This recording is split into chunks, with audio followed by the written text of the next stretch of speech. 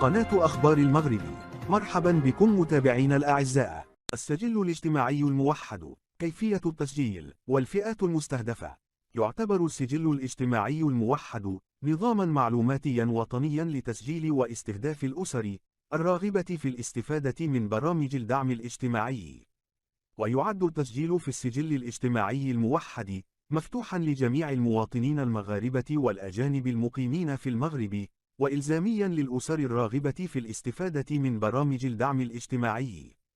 كما يعد تسجيل جميع أفراد الأسرة في السجل الوطني للسكان شرطا أساسيا لتسجيل الأسرة في السجل الاجتماعي الموحد، مع الإشارة إلى أن تسجيل الأسرة في هذا السجل لا يمنح الحق في الاستفادة من برامج الدعم الاجتماعي، لكنه خطوة ضرورية لتقديم طلب الاستفادة. ويمكن لأي فرد من الأفراد الراشدين بالأسرة التسجيل في السجل الاجتماعي الموحد عن بعد عبر البوابة www.resu.ma أو في مركز خدمات المواطنين التابع له محل إقامة الأسرة. ولإتمام التسجيل، يقوم المصرح بتعبئة استمارة بالمعطيات الشخصية لأفراد الأسرة والمعطيات الاجتماعية والاقتصادية للأسرة، نوع المسكن، مصاريف الماء والكهرباء، ومصاريف غاز البوتان، مصاريف الهاتف إلى آخره. وبعد التحقق لدى الهيئات المعنية من المعطيات المصرح بها، يتم احتساب المؤشر الاجتماعي والاقتصادي للأسرة وإشعارها بذلك في غضون 5 إلى 10 أيام من تاريخ التسجيل. يذكر أن التعريف المستخدم للأسرة هو ذاك المعتمد من قبل المندوبية السامية للتخطيط، أي أن الأسرة هي مجموعة من الأشخاص سواء كانت تربطهم علاقة قرابة أم لا، يقطنون في مسكن رئيسي واحد ويتقاسمون نفس النفقات الضرورية لتلبية حاجياتهم المشتركة. كما يدخل في حكم الأسرة الشخص الذي يقطن وحده.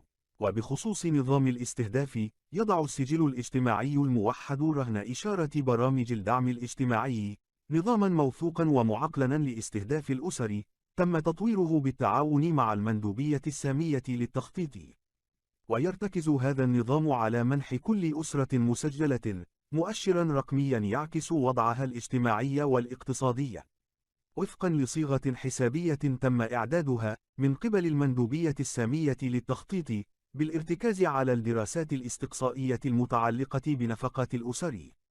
ويتم احتساب عتبة تؤهل للاستفادة من كل برنامج للدعم الاجتماعي على حدة وفقا لأهداف البرنامج والتمويلات المتاحة له، بحيث أن جميع الأسر التي يقل مؤشرها عن العتبة تعتبر مؤهلة للاستفادة من البرنامج المعني. وبالإضافة إلى الأهلية المحددة عن طريق نظام الاستهداف الخاص بالسجل الاجتماعي الموحد، يجب على الأسرة استيفاء الشروط الخاصة بنظام الدعم المعني: الأطفال في سن التمدرس، النساء الأرامل وحالات الإعاقة.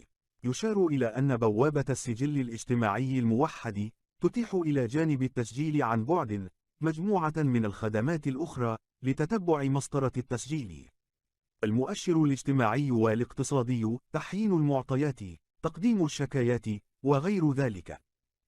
رسالة إليكم متابعي الأعزاء، أشكركم على متابعة قناتي والاشتراك بها، شكرا جزيلا، وأدعو المتابعين الغير مشتركين بالانضمام إلينا عن طريق الاشتراك وتفعيل زر الجرس ليصلكم كل جديد. شكرا لكم جميعا ودمتم في حفظ الله.